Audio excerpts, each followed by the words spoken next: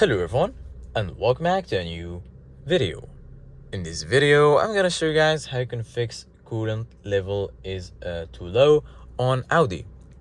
So this tutorial will work for all of the Audi Q and A models. So if you guys have any of these models, this solution should work fine for you. So basically guys, this warning indicates that the engine coolant level is below the minimum, which can lead to overheating if not addressed. Never open the coolant reservoir when the engine is hot. Wait until the engine is completely cool to avoid burns. Locate the coolant reservoir under the hood. Check the minimum and maximum markings. If the level is below minimum, the system needs topping up.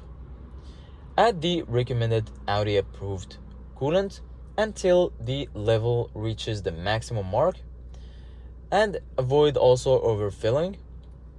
Check around hoses, radiator, and the reservoir for any visible leaks. Persistent low coolant may indicate a leak or faulty component. After topping up, start the car and the warning should disappear. If it persists, a diagnostic start may need it to reset the sensor. So this is it guys for today's video. Thank you guys for watching and see you guys in the next video.